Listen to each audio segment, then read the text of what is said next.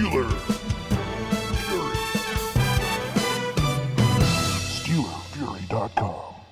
Hello and welcome to another exciting edition of the Pittsburgh Steelers show on the SteelerFury.com podcast, part of our pre-draft extravaganza week. This is the final episode. My God, like a lot of work, hours and hours and hours and hours of work for the people you see in front of you. But hey, we're nearly to the finish line now. All that's left is to try to do a little postmortem to reflect on what happened during the actual draft. After all that planning with the board and what we wanted to do and what we thought was going to happen, and to help us dissect that, my cohorts in crime at the bottom of my screen. I don't know where he is on yours. He's at the top of our hearts, whether he's at the bottom of the screen or not. His name is Korey Karbowsky. He's here. How are you, sir? I'm doing pretty good. How about you guys? Not bad. Also, Jeremy Kohlman to my side. How are you, Jeremy? You made it through. Doing good, doing good. I sort of sold Jeremy down the tracks last night because I was telling the guys that he used to be involved with Indiana football, and as soon as he left, they got good. Very ironic that the players that I helped recruit, then went on to have future success. Yeah, no, that's the way to look at it on your LinkedIn. Right. I just made it sound as bad as possible by accident. That's really. But at any rate, so this is the first time we've ever done this, where we had to actually sit and figure out the needs and then spend 3 hours building a board which had roughly 100 names that we put on it, and then go into a draft with actual people and find out that some of our plans worked great and some of our plans didn't work so good. But I'll start with you, Korey, since you were more heavily involved at the beginning. What was your take on the process of building the board and getting started? Did you have a good feeling going into the draft? And how did it start for you? It felt like we had some options. I guess when you have multiple needs as a mediocre team, it's a bit easier to draft for need, rather than if you have we just have one big need, we have to go get this one position. And if it's a wasted draft if we don't. It just feels like we've got couple different avenues we can go down to get a better team. The 2 players over 300 is a pretty sound plan in the first 3 rounds. It seemed like regardless of how we cut that, it wasn't that hard to do it. But so yeah, building the board wasn't too hard. I don't think we had a good amount of options, and there were even some guys that we didn't put on there that we didn't even need to dip into, that we all probably would have been happy with if we had to take them. Yeah, absolutely. I mean, we ended up picking one player that was not on our original 100 pick board, but I feel like I'm amazed how well, because people take years to build a board. The teams take at least months, if not years, to build their board. So building it in 3 days was getting even a reasonable amount of consensus was kind of amazing. But Jeremy, what was your take heading into things? Well, I thought building the big board was fun, but putting the needs together, it was much easier to kind of eliminate players as well. As much as we say, we put 100 or so names on the board, we also probably took about 100 names off. To a degree, guys that we talked about that we were like, if we have to go there, that's okay. But, and that's not to say that they aren't good players and that they won't get drafted either. But, we just kind of solidified our needs, in the defensive tackle range. We decided we were going to want that bigger defensive lineman first, then maybe go to that pass rusher second, which is kind of what we did. Just in terms of size and stuff. So kind of the same with really all of our needs. We just went through it, eliminated some guys we didn't think that were going to make it to round 2, so it's like we're not going to include those names there. Really, there's only one position in this draft that fell super far, and that was quarterback, and it was just because no one really wanted to take him anyway. Yeah.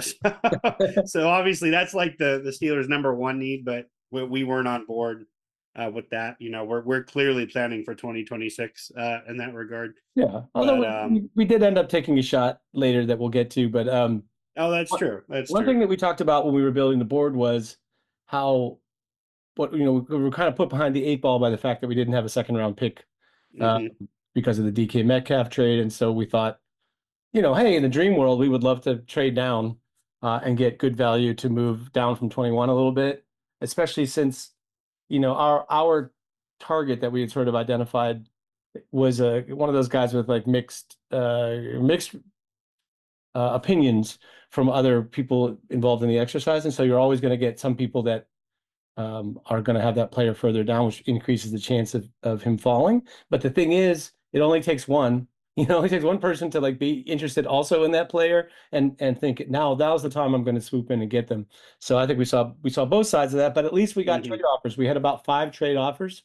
I think we had an offer to move down 2 picks further than we did and get an extra pick beyond that in the 4th round.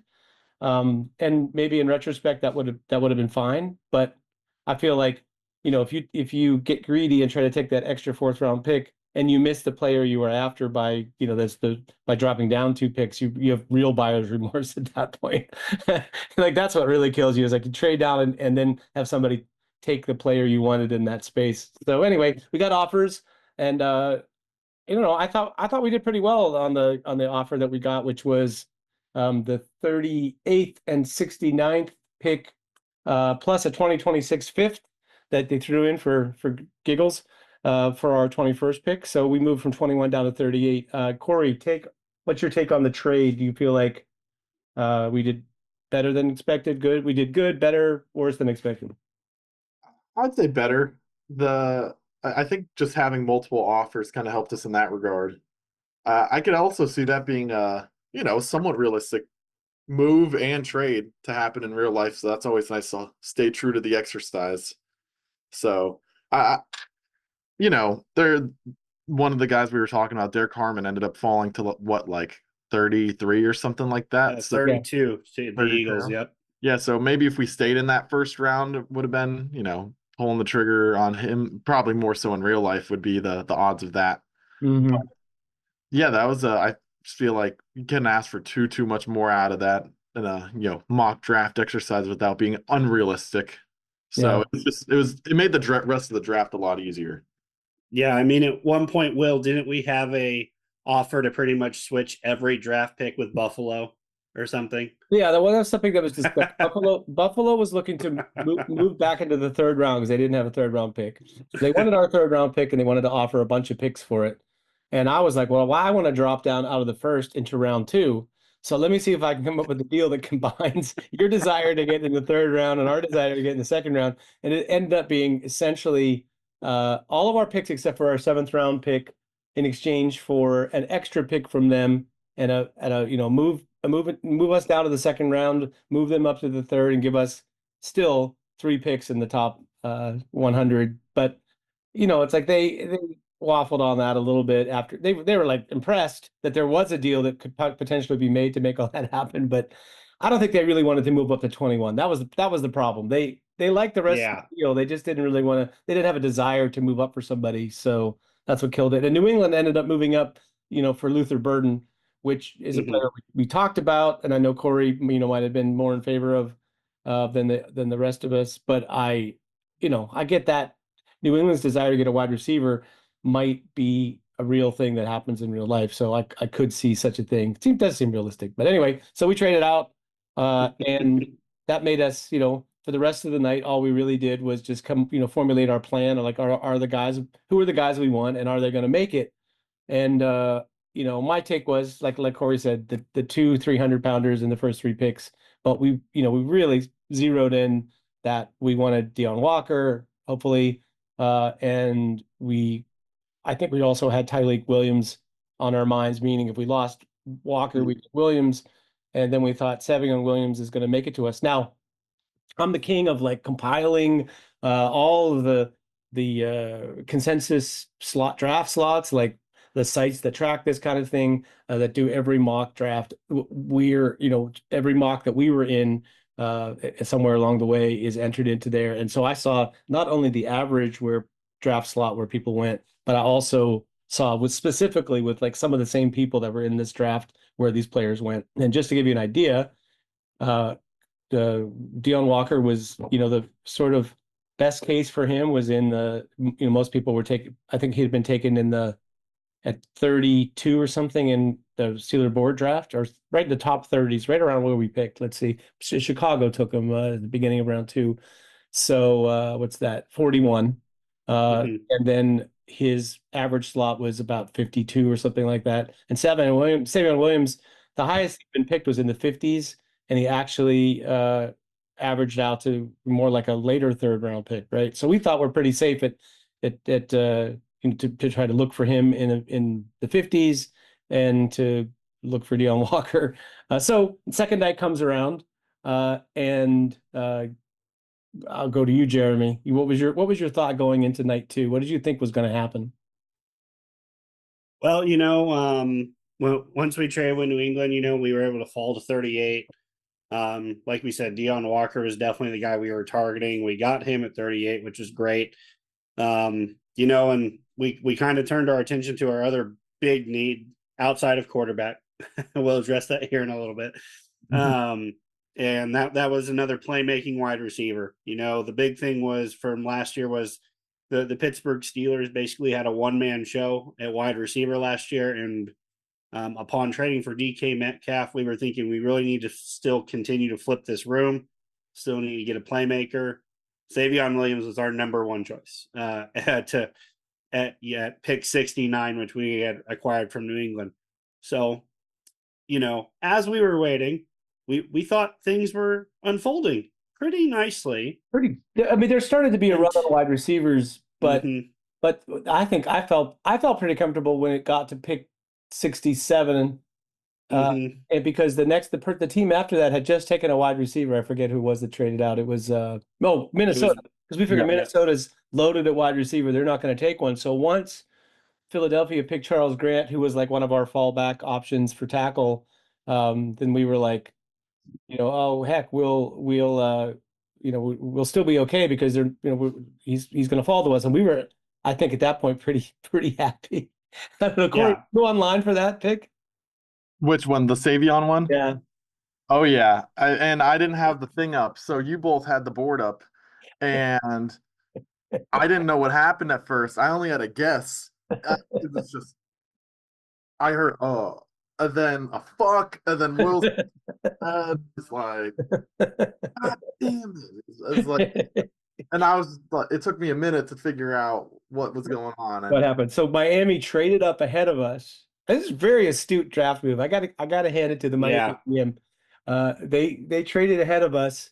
And the thing is, the reason I think that they had a feeling we were going to go to Savion Williams. Then granted, Pittsburgh has had him in for a visit. It's for many reasons. A lot of people have connected him to being Corral Patterson-like, and therefore Arthur Smith being interested, and so on. But they never asked us. Miami never approached us with an offer to trade up. So it's not like they were just looking to move up to one of the next picks. They just, and they sort of threw the house up to get that pick too. I think it was like let's see here. So they traded. Well, that's not the right. I think that's older. The pick had already been traded once before. So originally. Right. So they traded 98 and 116, it looks like. Yeah. So, it wasn't really that much. In fact, we might have, improved. If we had known, if the team trading out had said to us, "Hey, we're about to trade out of this pick. Do you want to offer us more?" We probably could have done something. Yeah, we might have actually succumbed to that to make sure we got him. That's right. So yeah, it's like it was a very astute move. But yes, I'm going to edit in the moment, so you'll have just seen me embarrass myself. But I think that was probably a lot like a real life war room in the NFL. If you had you're dead set on a player in some round, and you think you're going to get it, you're one pick away, and that happens to you. I'm sure people say worse things than what I said. So. 100%. Oh yeah, well, and I'm sure the moment would last longer too. Like, don't get me wrong, we were upset for like a good 30 seconds or whatever, but it's like, in rounds 2 and 3, when you've got like 7 minutes or whatever, you can bitch a little longer before you have to turn in that card. So, Well, and the thing is, the thing is for us, you got to be right back on picking. So thank God you have a board, and we had a short list of like who we were targeting, what we were going to do if we lost out on the guys. So we had a backup plan. Somebody that we targeted that was like a backup for us in the first round, actually at 21, actually made it to us all the way to the in round 3, which was pretty, that was pretty cool. I always feel like if you, I don't know, having been doing this for quite a long time, when you get sniped, the best strategy is to, if you have some solid backup so that when you have to come down to the backup, you feel good about it. Or if both your backups and your person are gone, you take the best player on the board. You can't really go too wrong at that point, picking the best player on the board. And that was going to come into play soon enough. But I don't know, Korey, you feel pretty good about Ursary, and that got us our two, not only 300 plus, I think we got 330 plus guys.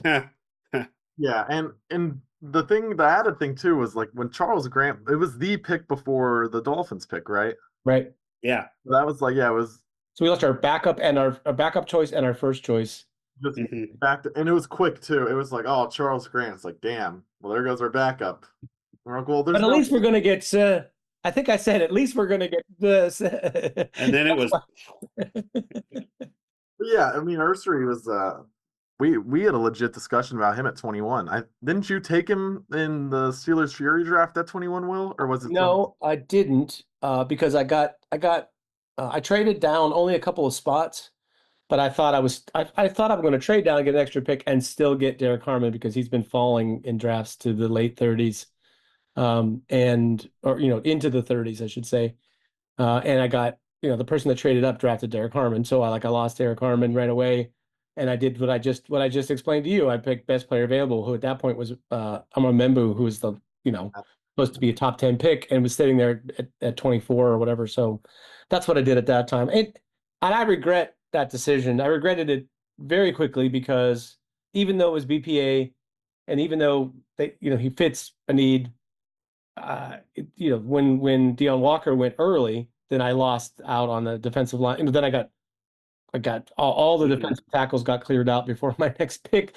Thankfully, there was one left that I actually liked, but he wasn't 300 pounds. You know what I mean? Well, he was actually. He was just barely. That was the board draft. Here, I think we got, if Savion Williams didn't exist, we'd have been thrilled with those two picks. Yes. That was the only. It's like we even discussed if we should have taken. Oh, maybe we should have taken Savion at first. Yeah. Yeah. But like I said, every indicator was that he would go later. This is the earliest. That's one of the, if not the earliest that Savion Williams has ever gone in one of these things. So I can see why we think he's a first round talent. So, we could have done that. But I also feel like chasing wide receiver in the first round for a team like the Steelers is a bad idea, especially having just traded a second for DK. That feels like not a very Pittsburgh move to do, first of all. And secondly, when you need offensive and defensive linemen, I would rather, in retrospect, I felt bad about losing Savion at the time, but I also feel like in retrospect, I think we did the right thing because we took big guys that we believed in, and that's a bigger need. If I'm going to lose somebody, I'd rather lose Savion Williams. And, it just put us in a situation where we were so focused on that then we had to dive into well, what are our other options? What are we going to find in wide receiver later? So on. So that takes us to the next pick, which was 83, right? That was our original third round pick that we still had. And I recall we lost. Oh yeah. So then we thought, well, we lost Savion Williams. We got our offensive tackle, defensive tackle. And I think it was one of you guys, I've forgotten. Maybe it was Korey that mentioned the Jeremy did, I think. Jeremy, yeah, that there was still someone else on the board. Yeah. One guy that we kind of felt like might be a fallback option, what we missed on Savion Williams is ironically to go with a different Williams. Kyle Williams from Washington State, kind of a more true slot guy, but a guy that we're still very high on, think he could be a really good slot at the next level. That would have complemented Metcalf and Pickens pretty well. But he ended up going at pick 5 78 picks to the before us. Cardinals. Yeah. No, he went Yeah, 5 like picks 5 before picks us. before us. Yeah. We even thought, maybe we go with another 300 pounder, maybe go get that, alternate defensive tackle to complement Walker. But Josh Farmer, who we'd kind of discussed as more of a backup option or whatever, kind of down the board. But we also liked Ormond Norman Not, excuse me, Ormond Norman Lott Yeah. from Tennessee, who's more of he's a bigger guy, but more just of a pass rusher, compared to Walker. Pass rusher, yeah. Yeah, just a little smoother. But both of those guys were gone. Jalen Noel and Jalen Royals got picked back to back after our pick of Ariante Ursery at 70 and Torrey 71. Horton was also on our short list for wide receivers, and he got immediately before us again. So like once again, we were, the hits just keep on coming. So, what that did was we were like, look, this guy, this goes back to my BPA strategy at that point. You're like, you know what? The wide receiver board is so blown up that, feels like it's around early for almost everybody else. That's they're going to be available next time around. And we're not going to see an outside corner like this, the rest of the way. So, Korey, you're somebody that I think that, like me, like Darian Porter as well. But, I thought that was a little bit of a surprise that he fell that far. Yeah, I feel like it's, within the realm of possibility that it could happen. But in an exercise like this, it's like, you never want to be the team just reaching, like a little checklist, and you just go, okay, I need a D tackle the most. I'm going to take whatever D tackle is the best left. And then I'm going to take, you gotta flow with it. We didn't really think we were going to take a corner that early, but how the board fell, Darian Porter was like, that felt easy. Like that, once it was brought up, we didn't really discuss much about it. It was, okay, this is the guy. If he makes it, we're just going to take him.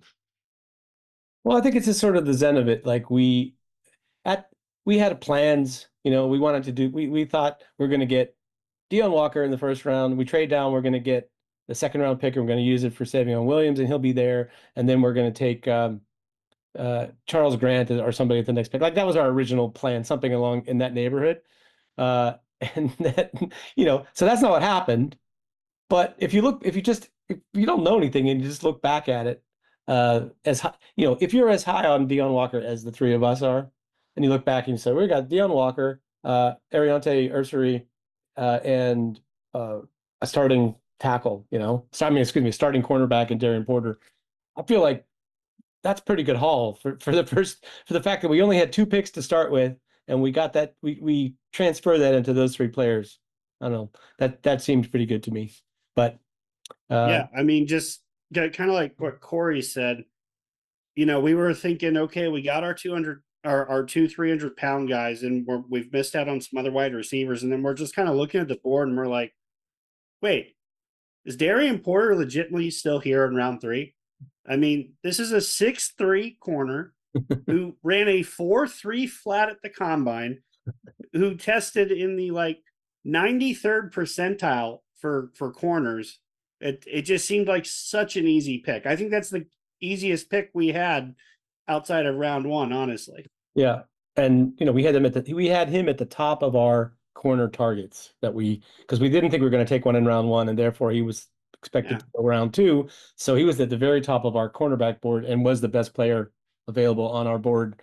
So hey, that all worked out. So Korey at that point signed off and left us to think what on earth are we going to do a wide receiver, because we really think we want to add one. And so the first thing that happened was I was like, all right, Jeremy, I'm gonna put together a list of not just the guys because we don't have too many guys left on our short list board for wide receiver. So I'm like, I'm gonna put together a list now, because the 3 of us had said we want a guy who can play both inside and out, because this year probably going to play more inside. And if George Pickens leaves after this season, then you want a guy that might be able to move to that number 2 outside spot. So I was like, okay, we're looking inside, outside guys that, a couple of them are still on our board that we had listed, but let me put together a list of guys. And here's amazing, right? I was like, I don't know. Are you hip to Isaac Tesla? Maybe Isaac Tesla should be the guy that we target in the next round because I think he'll be available there. And Jeremy, you can say what you said. So Yeah, so Will is telling me about Isaac Tesla, and Will's told me about Tesla before or whatever. So he's talking about him, and I'm like, shit. It was like, Will, he just got taken. Like, oh wait, it Will's was gonna be better than that. I started playing. Yeah. I'm like, Jeremy, look at this video. Because you were like, oh, I haven't really seen him that much, and I was like, let me put on the video for you, and I Yeah. put on the video of him in at his pre. See, we played it at Hillsdale, right? So he played what is Mhm. Hillsdale D2, I think, right? So I think so. play a small school, and there's a video online that's called Isaac Tesla only needs one hand, and it's a series of him, the quarterback. Like imagine if a jugs machine was your quarterback, and it was just like you were just sort of aiming in the right direction, but it wasn't really on target, and the receiver had to like running full speed has to like run backwards or leap over a pile of bodies with one hand, and then it goes into a series of catches that it's like he's trying to increase the degree of difficulty because he's bored catching with two hands. I mean, it was kind of nuts. And I was like, Jeremy, he's never had a drop in college, despite doing all this acrobatic bullshit. And right when those words came out of my mouth, Jeremy's like, oh no. Yeah, I was like, well, the Raiders just took him, so You're like, that's not, you just told me on him and he's gone. yeah, So, and it's like, it's. I don't know if you guys have ever like seen that South Park meme where it's like they go to the bank and the money's gone. It's like, and it's gone. and it's gone. Yeah, and it's gone. So yeah, it was he But went that was great. he went like 12 picks or 14 picks after our pick of Mhm. quarterback. So it's like, yeah, next time I'm gonna have that conversation with Jeremy a couple days before the draft. Right. A couple days after. I have to work on that. But that's the price you pay for being secretive about your sleeper picks is that you don't sell them to everybody a month in advance. So anyway, that happened to us. So then that really made the deep dive. Then I was like, okay, well, look, I'm gonna put together this list. So overnight, I put together a list. I put together all several sources of scouting reports. I wrote up my own paragraph on each of them, and I put a highlights together in the sheet. And Korey was super busy. He probably didn't even see that stuff. But you're like so tell the truth. Did you actually look at it? Yeah. I looked at it brief. I looked at it briefly. Yeah. Yeah. Just Well, to like get a little more familiar with some of the names that we had put on there. Well, it was the executive summary, and Yeah. but Korey, then it was like you were getting phone calls and texts and was like, you're too busy, but like, do you like this guy? It was like, I like this one, and a little bit this one. Yeah. yeah, but I think believe it or not, it's very helpful. I think it's harder when you have two people, because if you're both interested in, I like this, it really helps to have anybody that you sort of trust, even a little bit, that comes in and says, oh, no, this versus that, absolutely, because it sort of makes you feel better about whatever decision you make. So that was actually pretty helpful. But that takes us to the third day. So at because by the way, after not only did Tesla go, but Nick Nash went. There was another Dante Thornton. These were guys that were on our short list at wide receiver. So really started to get thinned out a little bit at wide receiver. Like we all agreed on those ones too. Like that was without a question. Like, oh yeah, we'll just take one of those ones. Yeah, it sort of felt like one of those four guys would make it around, to us the next time, because our pick was not that much later. I mean, it was 40 picks later, but there were like maybe, yeah, and Xavier Restrepo was also on our list. So we had 5 wide receivers that were on our short list that went in the 40 picks between when we took Darian Porter and our next pick. So it's a good thing that we did the research and looked into them. But there are names when you're doing this. It's like there are some names that you've seen them play and you have a pretty good idea what kind of a prospect they are. But if you're not really thinking you're going to go to them at some point, they're going to be on your draft board. Maybe you don't look into them as carefully as you might otherwise, if you know what I mean. Especially you start getting into like the players that are sort of below the top 100 consensus. So I had a really interesting experience doing that because I There were Keandre. So we narrowed it down. Like our list was basically, what is Keandre Lambert? What's the last part of his name? Smith. Smith. Oh yeah, Lambert Smith from Auburn was somebody that right away came up on our list to talk about. I think he was on our list originally. And I added to that Ja'Cory Brooks from Louisville, who's somebody that at the beginning of the whole draft season that I expected to be one of the better wide receivers in the class. But I haven't really studied him, but I've seen him play for Louisville.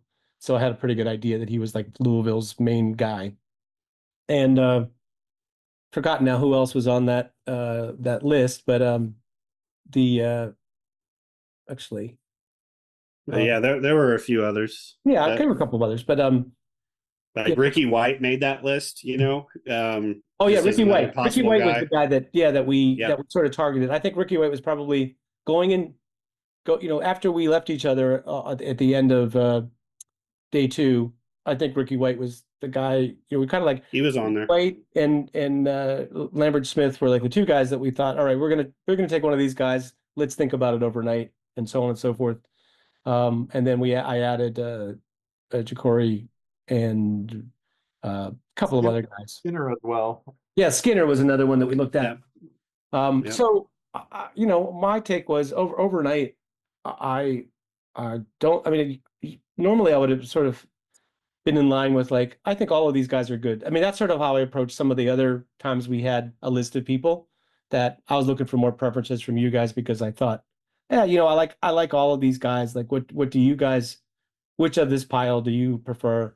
But in this case, I kind of really started strongly thinking that Brooks was better than the others a little bit, like a different tier of ability better as a receiver. And granted, it's very hard to pass Ricky White because he's such a good football player. But I don't know, Jeremy, I should start with Korey. Korey, so Lambert Smith, I think, was the guy out of that pile that you maybe thought. Tell us why you thought that was the right guy. I just feel like I liked him a lot, kind of since he started playing. And I mean, kind of like Brooks. I think Brooks had a bigger year than him this year, if I recall, stats wise.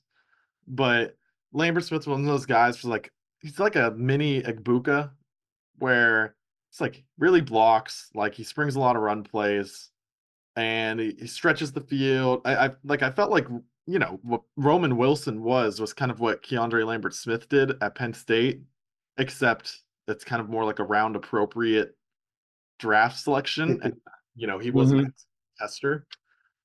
But no, I just thought Lambert Smith was and plus there is the Steelers Pennsylvania connection. That wouldn't surprise me if they decided to jump on that as well. But just with him, I mean, he does a pretty good job, uses his hands to catch.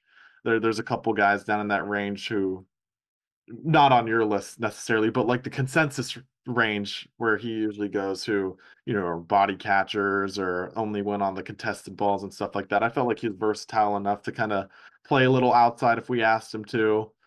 To touch on Ja'Cory Brooks though, he was like, when he was a freshman, he was supposed to be like one of the dudes in 2 years, like not to the level that like Jeremiah Smith and it's the Alabama Ryan Williams, yeah, not to the degree they were, but Ja'Cory Brooks was supposed to be like that next great Alabama receiver. And, not that Louisville's a small school, but I think him going to Louisville just kind of like killed all the little buzz around him. If he had the same year at Alabama, I think he would be 2-3 rounds earlier.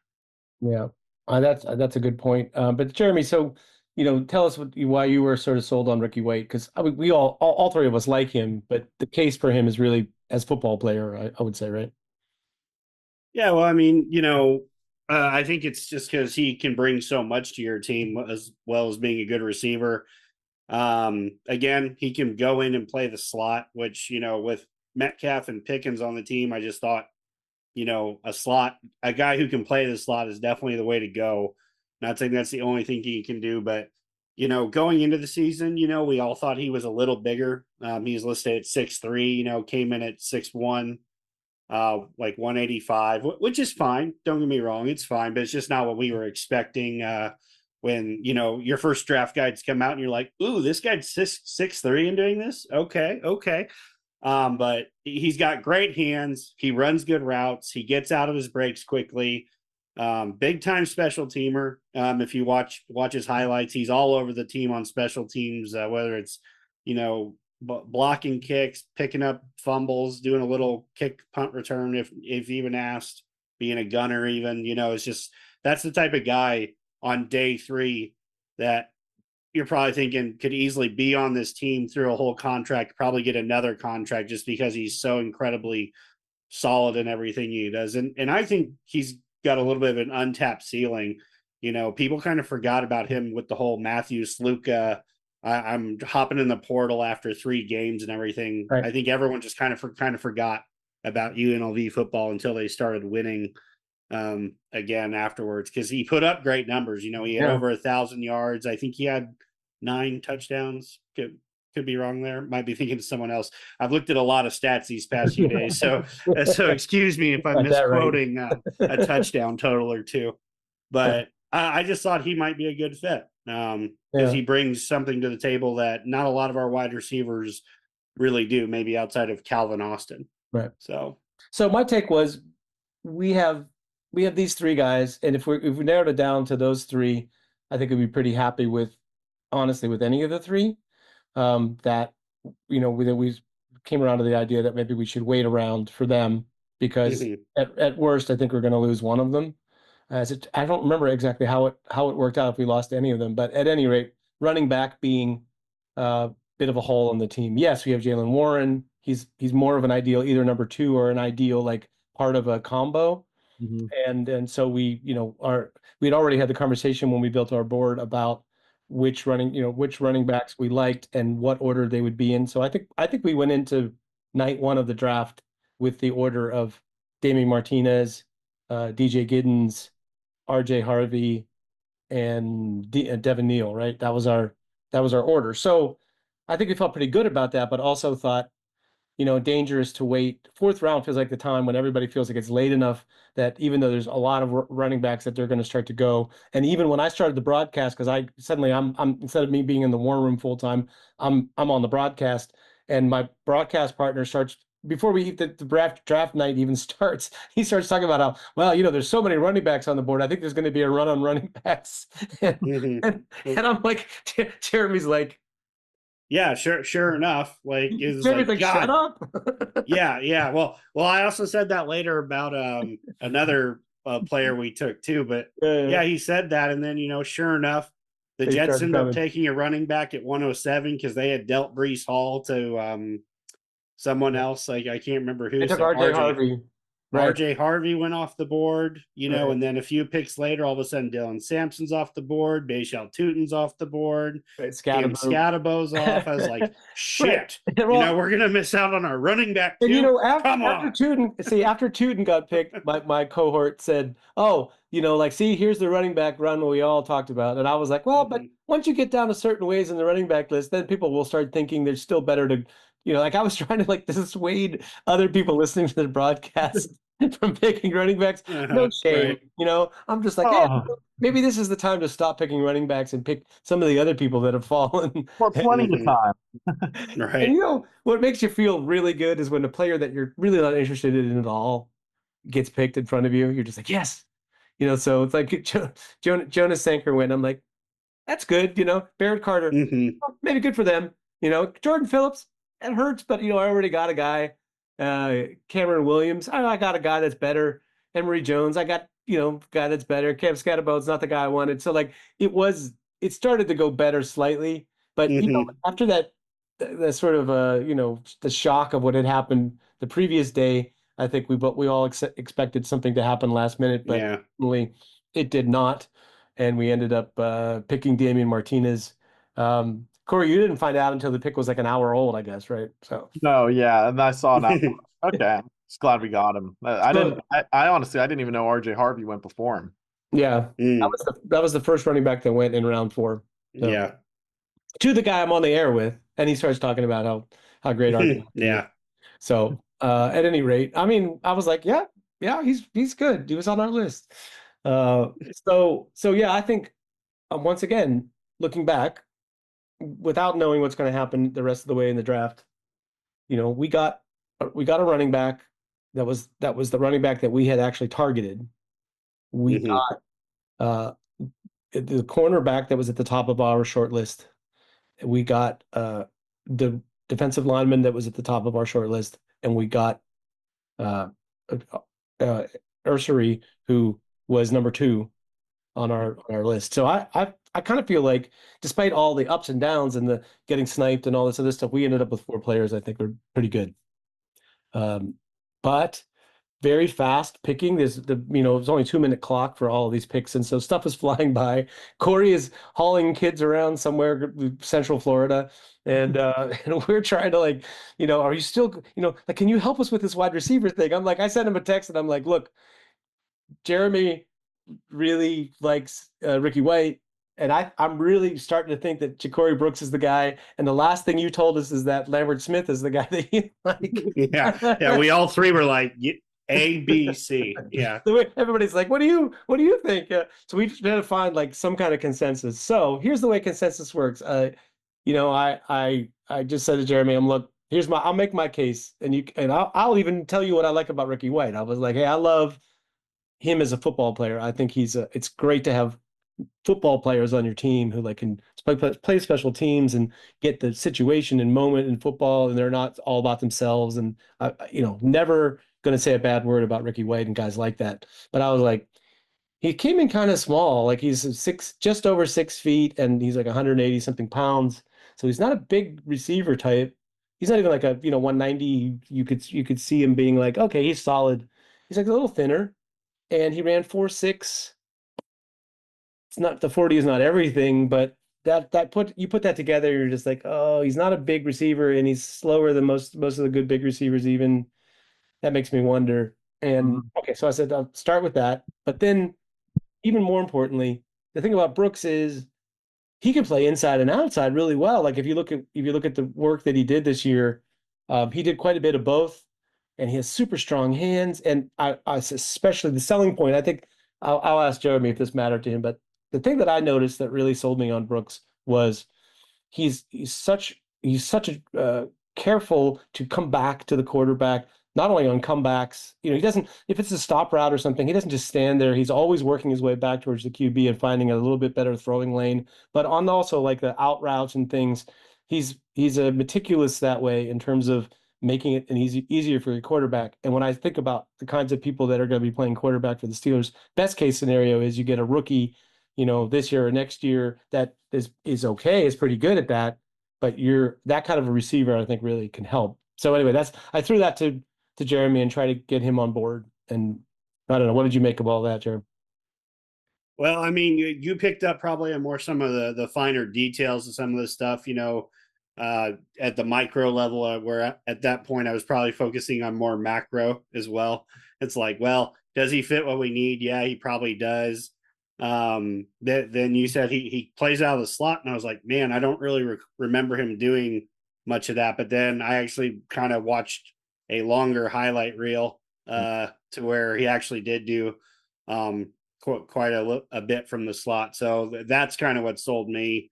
He was that inside out guy, and just on top of all those finer detail stuff that you just pointed out, I was like, yeah, let's just go Brooks. Yeah, I think we texted Korey and we're just like, this is what we think, and I don't know. And then we did it. I don't know. Maybe you even called him. I'm like, call Korey. Like I was on the air, so I'm like, please, like help. Was that the call that? Maybe it was for the next. I think day. Will texted me, and I don't think farther down. But I don't think I got back to Will because I was on the road, and then I think Jeremy called me later. I called you later. Yeah. Mm-hmm. By the way, shout out to a YouTube channel called College Wideouts TV.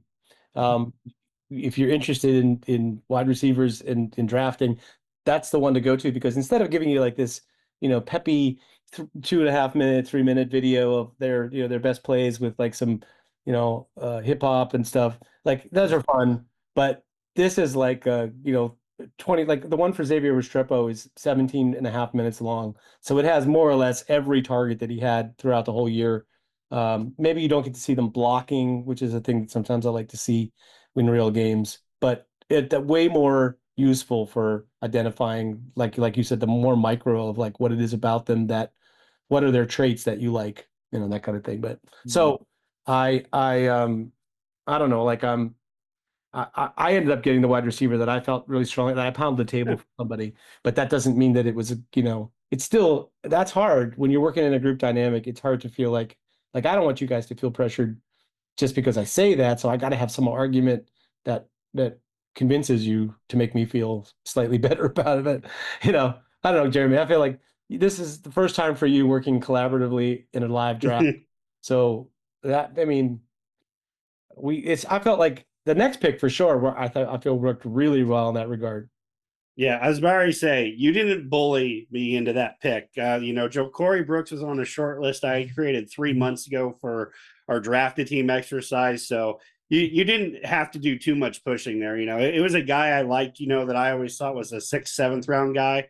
Yeah. But, just like in the real draft, there's a run on receivers and wide receivers are valued. So on draft day, they go around earlier than you probably think that they might. Everything looks great on a computer screen with an algorithm and a guy falling to you in one of these mock draft simulators. You can throw that shit out the window when it comes to an actual draft because guys know their guys. They've done the research. Some people value some receivers over others. So it was not a sell to me to take him in round 5 when I would have been perfectly happy with him later in the day too. But yeah, to your point, for our next pick, is a guy that I actually took in drafted team. And this was another point in the draft where your cohort almost screwed us over, Anthony, because he started talking about Georgia Bulldogs. And I literally almost texted Will and I was like, tell him to stop talking about Georgia players. Okay. Like we want this guy to fall to our next pick. So with the 6th round pick, we ended up taking defensive lineman Tyrion Ingram Dawkins from Georgia. Yes, you've probably not heard of him because he has not started too many games, but I felt like if we were going to take a chance on a defensive lineman, let's just swing for the fences. Like this is round 6 and 7. There are no perfect prospects at this point. But this dude is athletic. So like I was selling Will, is just the dude's very athletic. Let's give him a shot. Well, the thing is, when I made the short list that we worked on in the board for the defensive tackles and really looked at thinking, okay, well, who's the complement to the other guys that we have on the roster right now? What's the piece that we're missing? And I was kind of like, you need somebody that's like has a bit more juice for penetration and whatever. And the thing about Tyrion Ingram Dawkins is he's kind of like he like lived in the opposing team's backfield. So I feel like even at playing at 270 pounds or whatever he was still beating bigger guards because he's of his quickness. And I felt like even if you have him get bigger to play more full time inside, then he's still going to give you some more juice in the interior. And like I just felt like he's young, he's 21 years old, and you sold me with his willingness that he said in the interview he could go down to be more of an edge guy and he can come up to play more inside. And that sort of flexibility is great, especially for a young player you're getting from a premium program. And he was a high recruit and all that kind of business. So I felt like that was better than picking a 23 or 24-year-old guy who produces a lot and would be fun to say his name in the draft. Because there were like, Elijah Roberts. There were people on our list that like I that are fun players that I actually really like, but I don't think they would have been as good a pick. I don't know, Korey, you got weigh in on this because you were consulted for this one. I think this is a shining example of how deep this D-line class is, because if you look at his measurables, you watch even just the highlights, watch his measurables, watch his highlights, just read his size. And you're like, how is this dude not a 4th rounder at least, or even earlier? Because would we take Isaiah Loudermilk the 5th round a couple years ago? Yeah, we traded up fourth. Yeah, it's like this dude compared to Isaiah Loudermilk, they're just completely different tiers of prospects. And you being able to get him with what pick did we get him? It was let's see here, it was 6. 183, Yeah. 185. Yeah. Getting him with pick 185. This dude in most other classes is going 80 picks before that. I mean, he's a freakish tester. He's huge. It goes both Yeah. ways. So, He doesn't have brutal wear and tear on him because there's always so deep. It's like that's an advantage as well. yeah, I mean, just going by the numbers here alone, came in just a hair under 6'5" at the combine, weighed at 276 at the combine, which knowing how players train and get ready for the combine, he probably lost weight to get down to test better. Yep. So, like, you're already looking at a 275-pound guy who probably lost a good 10 pounds just to test better in general. And then he tested off the charts. He's got 33.5-inch arms, ran a 4.86, which is great for a defensive lineman, a 1.69 10-yard split, which a is like 36-inch vertical jump, a 10-4 broad jump, and then a 20-yard shuttle time of 4.34. Yeah, that's ridiculous for an interior lineman. So you're basically getting a guy explosive, but quicker than the guys in front of him with long arms. It's like all the check boxes that people like to see. So it's amazing, Korey. You're absolutely right that he's available at pick 55. But hey, we'll take it. And I think before the draft started, we were like targeting this range, this 6th-round pick for an offensive or defensive, a second offensive or defensive lineman or best player that's on the board, because it gives us, at that point, we had some flexibility with what we thought we might do. So seeing as that we didn't even really have a particular, diehard target in mind, I think we sort of lucked into the decision, a great decision on that one. And according to NFL.com, that I guess they have this thing called an athleticism score. Yeah. I don't really know what they factor into all that, but he was the second best tester at the combine for defensive tackles. Yeah. So not Just too like, bad. whoa. Not too shabby, guys. Yeah. So the other thing that happened before day 3 started was the Browns in real life signed Joe Flacco. And the Browns in this simulation draft had already traded they swapped 5th and 6th round picks to get Will Levis from Tennessee. So at that time, he drafted Shedeur Sanders. He got Joe Flacco, he got Kenny Pickett, and they traded for Will Will Levis. So I was like, I'm guessing Will Levis is going to be available for a song and a dance. So the first thing I did was offer the 2026 5th-round pick, which is, we were joking, is like, what does it matter that they threw that in? And I was like, but I can try to use that. I can leverage that for something else. And he was like, his response to that offer was, well, I'll, what I really want is a 7th-round pick this year. And I was like, well, I don't really want to give up my 7th-round pick. But you think about it, whatever. So then, like an hour later, he got back to me and he said, and this is Bill Sparks. I think Bill Sparks was in our drafted team, for those of you who were part of that. He was. But Bill said, well, how about this? If you have any players, we do a player swap, and like a pick swap, maybe that would be the right thing to do. And I was like, okay. So I said, what do you need? He said, anything on offense except for quarterback and running back, I think, and anything, and safety on defense. And I was like, well, we don't really have a safety that we can give you except for maybe like Elijah Bledsoe or like somebody that's like so at the bottom of the roster. And I started looking at our offensive roster, and I wrote back to him and said, because all of our depth is kind of the same, I feel, in a way that it's hard to give them up, because you don't know who, maybe one of them is going to end up being a starter somewhere, because we're so weak in certain spots. But I thought, well, we did draft an offensive tackle, and we do seem to have a lot of offensive tackles. And so I threw back the name at him. Actually, the first name I sent back to him was it's Calvin is the tackle, and Spencer is the guard, right? So yeah, Calvin Anderson is the tackle. Yeah, so I said, well, I can't really have I'm not really sure who I can afford to give up, but let's say Calvin Anderson.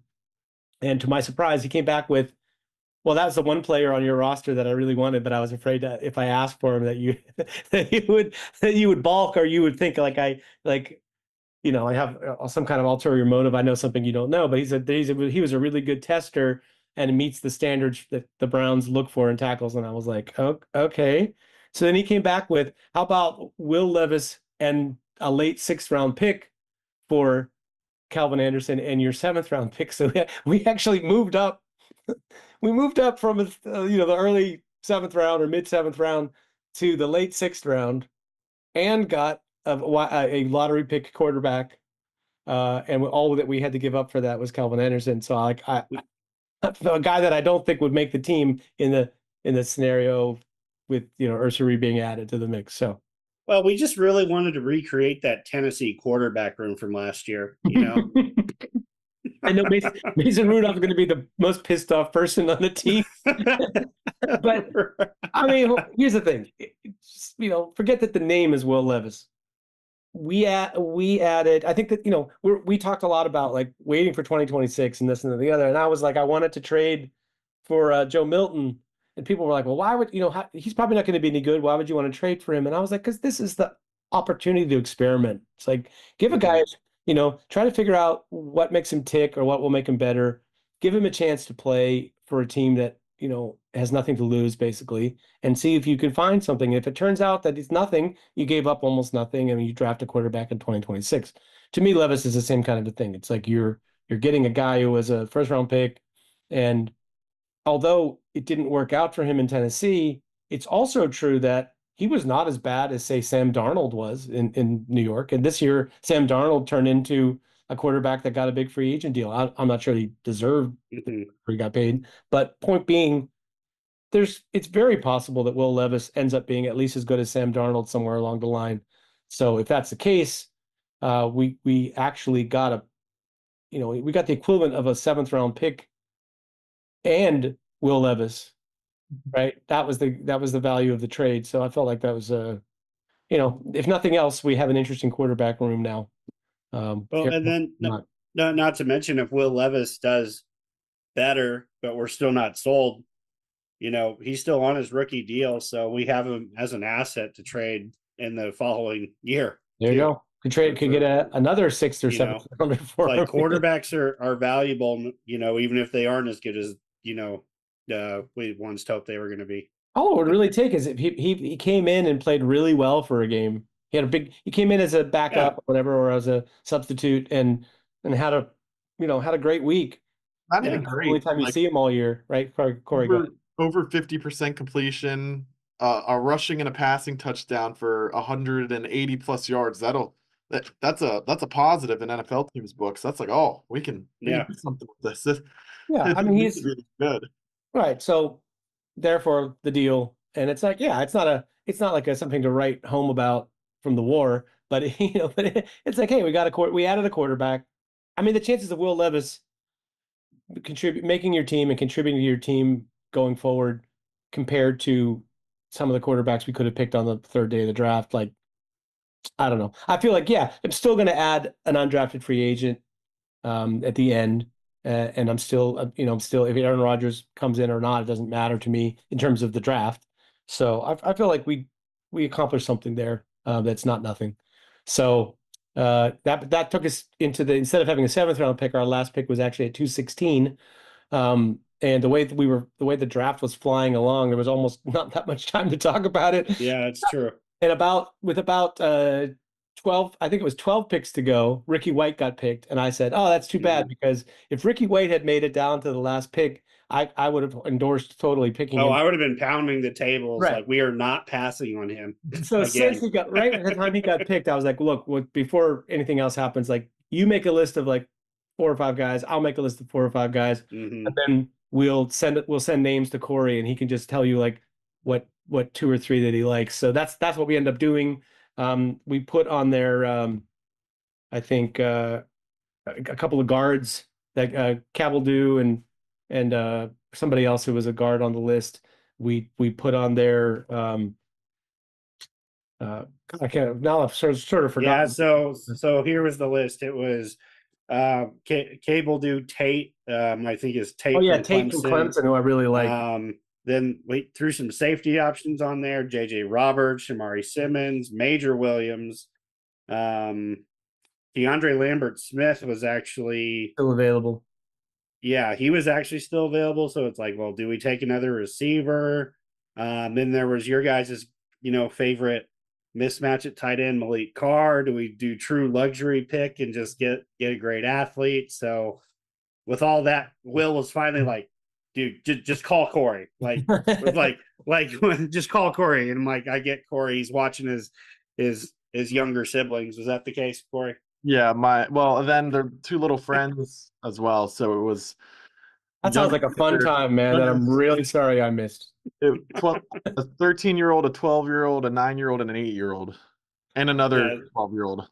Yeah, so I finally get him for 3 minutes. I'm like, what do you think of these names? I just kind of go off, and he was like, ooh, I'm a Major Williams guy. And I was like, okay, I haven't watched him, but I'll let Will know that's the guy that you were like, oh, so let's go get Major Williams. I said, look, we're on the clock, but they tell me I got a minute. So I'm like, just watch 1 minute of the guy, because you know, like, you'll see what we're talking about, and you can say, I don't really get it, whatever. So that pick will never happen in real life. Seniors will never take a guy who wasn't from a top 10 school in the 6th or 7th round. Yeah, they're all about filling the roster with like blue chip prospects. Pedigree. I mean, blue chip pedigree players there. Yeah, but I will say, I think Major Williams, he's probably probably in the league, the way the league works, he'll be a 7th round pick coming from D2.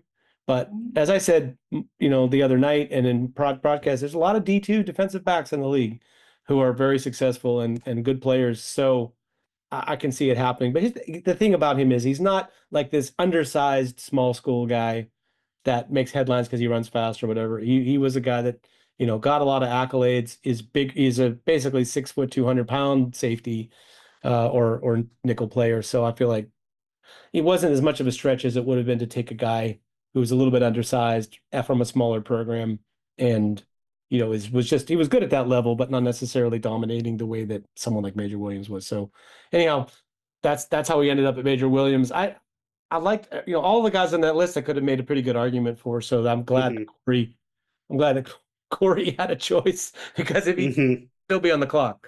Well, it's like, as much as I love Malik Carr and a couple of those other names, it was just like, I've been the poster child for complaining about the Steelers not having a slot corner for years now. It's like, I'm like, true luxury with Malik Carr. I'm like, yeah, I can't. We got to go for team need still, just a little bit.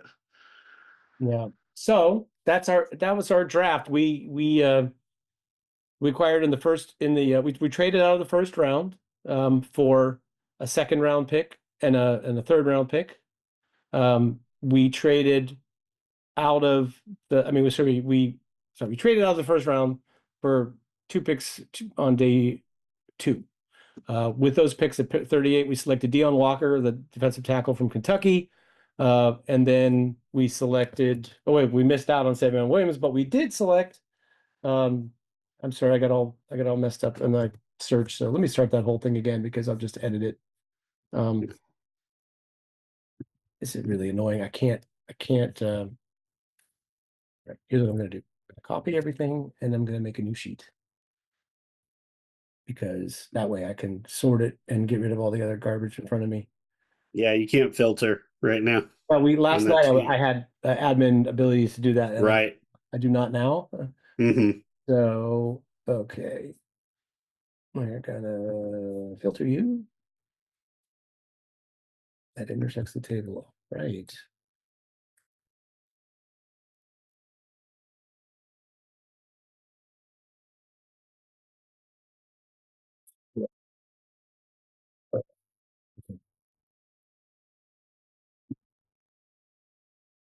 This is really fun. I love this dead air. It's great.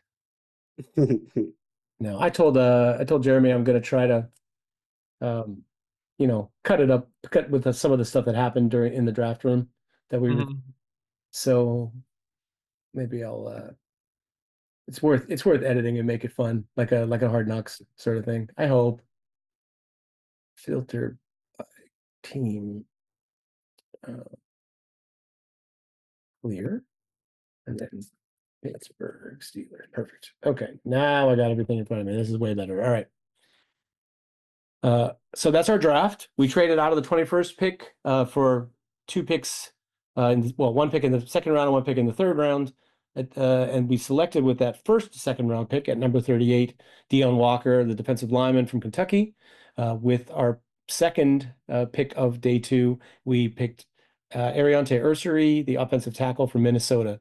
With our first original third round pick and last pick of the third round, we selected Darian Porter, cornerback from Iowa State.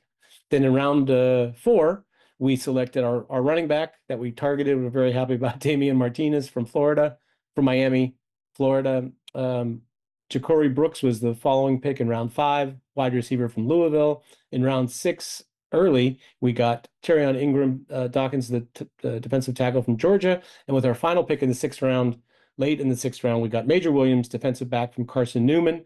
We also ended up with Will Levis and a 2026 5th round pick. Korey, I'm going to go to you. How did our actual draft meet your expectations? How do you think we did? I'd give ourselves a B plus. I think the moment we lost Savion, it kind of cracked me down from ever having an A. the number 1 guy for me that I was kind of like, Deion Walker. I mean, obviously all our top guys I've wanted, but Savion, I mean, we all are super Savion fans. But yeah, I'd say a good B plus. That I don't think we had like the most excellent draft of all time. I think the board fell against us at times with how certain runs went, but I feel like we did a great job overall of addressing needs and getting dudes who are going to contribute. And then also I'll add in the potential superstar for Damian Martinez could be, top guy at his position, Deion Walker as well. Like we have a nice balance between guys who should be solid for the years to come and potential.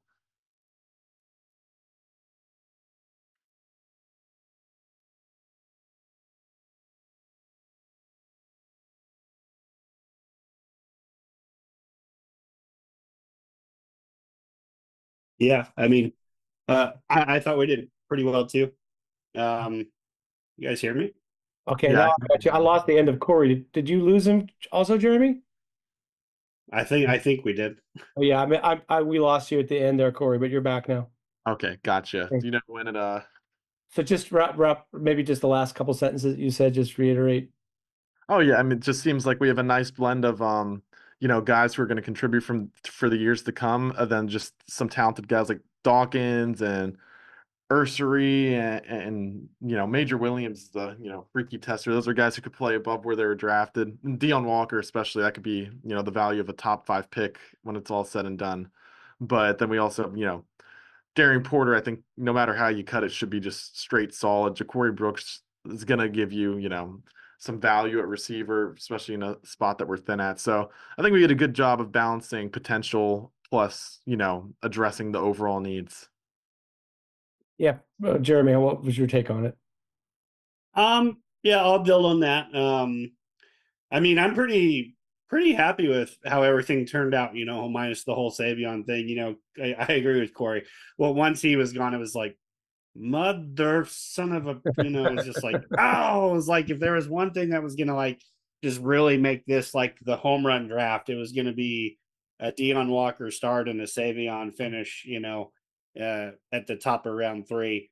But I really like what we did. I think we got guys in the first, with our first 4 picks, they're probably going to be able to come in and, make an impact pretty quickly. Obviously Walker, all these guys are going to be in rotation very quickly, just because I feel like they're going to just kind of surpass what we have. Obviously at running back, just getting that bigger back that's going to be able to come in Damian Martinez and provide that was just going to be a big deal. We can't let Jalen Warren run the whole thing. But just getting those 2 300-pounders and Ursary and Walker is good. I think Porter's more likely to go in the first round than the third round, personally, with just how he tested. So I was absolutely ecstatic with that pick. And then just kind of mixing in guys who we don't think have reached their full potential, later on day 3, and Brooks, Ingram, Dawkins, and Williams. I thought we did a good job. I'd go A-, with the only reason it's not higher is just because we missed out on Savion. So. Yeah, I mean, I that's the thing. I feel like some of that's just disappointment. It's one thing if you don't know that we targeted Savion Williams, you just see this list. Yeah. I think it looks pretty good. So, I mean, that some of that is just like our problem to deal with our own expectations that we had. But there's nothing you could do about teams that take players much earlier than you expected. I think that's just part of the draft, right? So you can try to make your strategy as good as possible, but if your strategy was reasonably sound and it just didn't work out for you, I don't have as big a problem with that as if strategy is terrible. But for me, this very second, I'm sort of inclined to go with Korey and say it's sort of a B plus. But it's the big but. I would say especially Deion Walker, but if either Deion Walker or Ursary end up being stud starters in the NFL, then it's a home run draft. At that point, it's an A plus draft. Just problem is you're not going to know for a couple of years if that's happening or not. It really boils down. Deion Walker is a boom bust kind of a project. He could end up with more medical problems, or he just doesn't ever get back to the level that he played at in 2023, and then you've wasted a first round pick. Maybe, but he's always going to be big, and he's probably always going to have a job. He just might not be a superstar like you were hoping. And the same is true for Ursary. They're big dudes who can move. They're going to be in the league for a while. And if either one of them really hits, then I feel great about this draft. So, well, I mean, and then on top of that, well, we haven't really included, what we got in our trades either. We got Will Levis, a guy who started 10 plus games last year at quarterback, former second round pick. At least he's a toolsy quarterback. It's not like we, added another quarterback with severe limitations or anything. It's like athletically, he'd probably test top, among quarterbacks just from an athletic standpoint with his arm, be able to put the ball where it needs to go. The decision making, he's got to work on that. But, and then getting that extra 5th round pick. I mean, if this was how the draft ended today, with how we're slated to get a 3rd, a 4th, a 5th, and potentially a 6th round compensation pick next year, throwing in another 5th, you're looking at a lot of ammo for next year to move up for that quarterback we really want. So I feel like we did what we wanted to accomplish in this, which is why I gave us an A minus. It's like we got that extra quarterback. We got another pick to trade up next year. Even if we're just moving up, 2 picks, next year to not miss out on the receiver that we missed out on Savion this year, just that extra pick to be like, well, we're not going to wait to see if our guy gets there. We're going to trade up 7 picks ahead and be like, no, we're taking this guy before, we run the risk of losing him. So, well, the other thing it allows for is if you finish once again, 9-8 or something like that, you could literally trade away your 1st, 2nd, and 3rd, right? You could trade away your 1st, 2nd, and 3rd to move up in the 1st round, and still know you have a bucket load of picks left starting at 100 or whatever. So that's not a bad scenario to be in a year when you're looking for a quarterback, because ideally you want to be looking for a quarterback in a year where there's 2, 3, 4 guys that you like, because one of them's going to make it down to round 10 or so, and you can move from 21, 19 somewhere in that area to 10 without too much trouble. You can move the Chiefs moved from 27 or 28 or something up to 10 to get Patrick Mahomes. So like if you just have to be doing that in a year where there's multiple quarterbacks. If you're looking for a quarterback, which we've seen now that we've looking for quarterbacks in the 2 worst quarterback years of the past 10 or whatever. So just so happens that strategy doesn't work very well this year, but I feel like, better to have picks and ammo to be able to move up just in case there's somebody that you want to move up for, especially a quarterback. Yep. Truth. There you go. Well, gentlemen, I think the next time I'm going to see you is after the draft to talk about how much better the Pittsburgh Steelers did in real life than what we accomplished. And or maybe not. I guess we'll find out. Well, but we'll see. I'll leave you with this. You guys, I mean, I'll tell you right now who I predict. I'm going to get a prediction from each of you. Who, 2 things: are the Steelers going to trade down in the 1st round? And secondly, what is their 1st pick going to be? I'll start. I don't think they're going to trade down. And I think the first player they're going to select is Jalen Milroe. And the only reason that they won't select him at 21 is if either someone takes him before 21 or they move up to take him. That is my prediction. I'm sticking with it. Jeremy, what do you predict will happen on those two counts? Well, I'm really hoping that there's potential invite to the draft for Jalen Milroe is more because the Giants or Cleveland or someone is going to trade up for Milroe rather than Milroe getting taken at 21.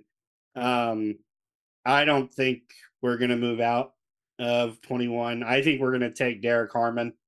If he's there, it's just so hard for me to think we're going to pass on the potential next Cameron Hayward as to where, yeah, Jalen Milroe could be the next Lamar Jackson if you want to try to go down that road. But I think it's a great quarterback class next year. It really is.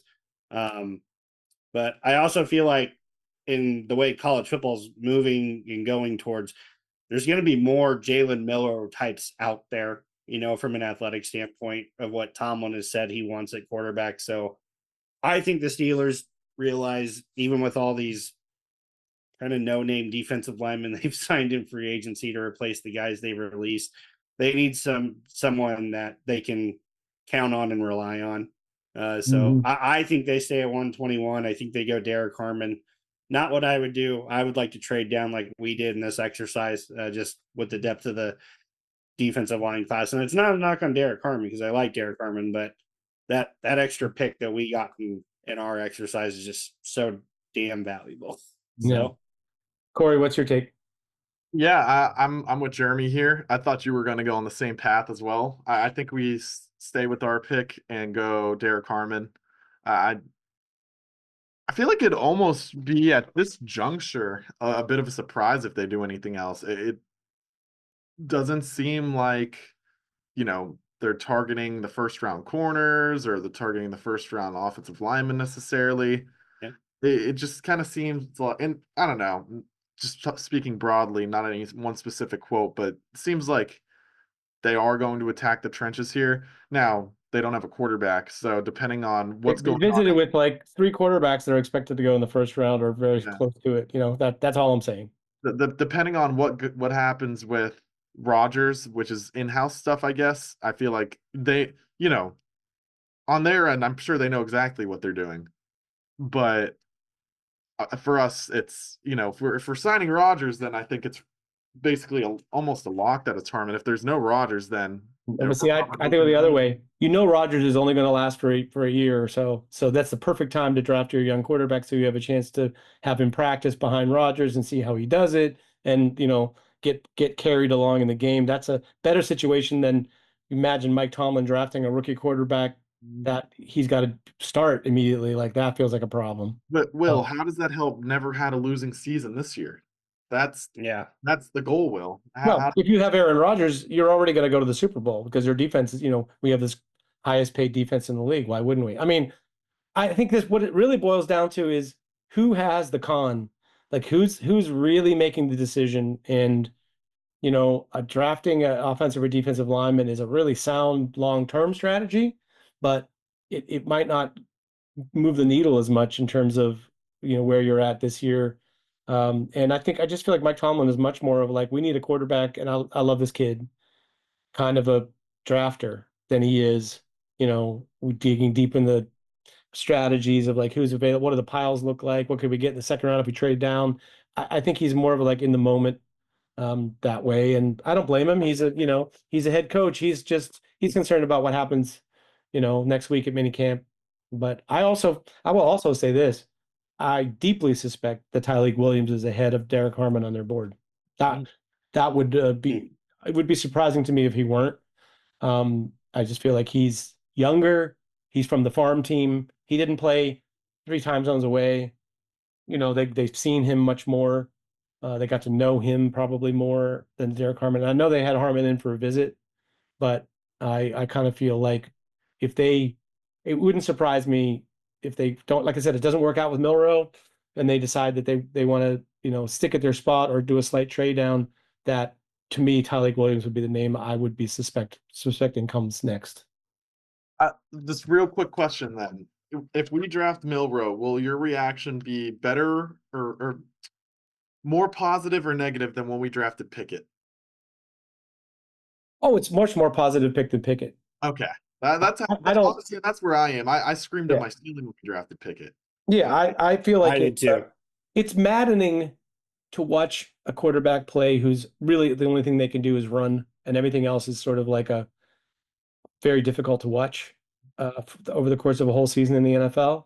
But yeah, there's a puncher's chance that you can figure out a way to use him in the passing game, and turn him into, if he gets to be at the Lamar Jackson year, like where Lamar Jackson was 3 or 4 years ago. If he got to that level with his running ability and he doesn't get hurt, then yeah, that's a win. Especially like it's not the quarterback I would choose, and it's not necessarily the thing I think is going to get you to the Super Bowl, but I'd rather have that happen than Kenny Pickett, because I felt like that was obvious to see coming, that you were just talking about a guy with not too much upside from where he was.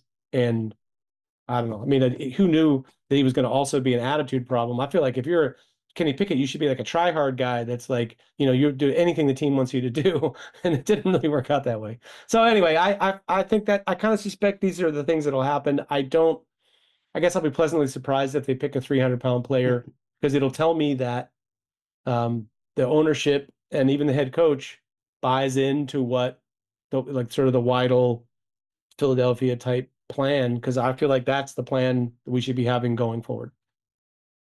Yeah, I hope so. I was listening to your fireside chat with Steel Perch, and he made an interesting observation, which I've given Kevin Colbert, a lot of crap for the last few picks he made, first rounders. And he made a very interesting point of when Mike Tomlin started to get more influence and got to put his stamp on players, that's when our first round picks started to go to shit. So it'll be interesting, like you said. Hopefully this Con Weidl team can get this team back to where we need to go, because I think it'll be very telling this year, if the pick is Milroe, that Tomlin has all the power. There's very little negotiation there, and we're just gonna go down this path of, it is what it is, until the Pittsburgh Steelers are finally okay with saying that thanks for your service, Mike, but we're bringing someone else in. Yeah, well, good luck with that. I'm not sure I'll live long enough, so I hope it happens for you. Mike Tomlin might still be the coach in 20 years. It's not, impossible. Man, what is he right now? Is he 50 now? He may be. I'm not even sure. I don't even know if he's 50. So yeah, that feels doable. All right, guys, thank you very much. I'll talk to you at some point after the draft. Enjoy Draftmas. Thank you for all your work the past few days, especially, but all year long. So anyway, yeah, we're kicking off this, I guess, is the 18th season of the podcast. So yeah, pretty good. No one else can say that. The 18th year of Steelers podcast. So congrats. All right, dudes. Talk to you soon. Here we go. Draft Steelers. Oh, yeah. Here we go. Here we go. Maybe somewhere. Steelers.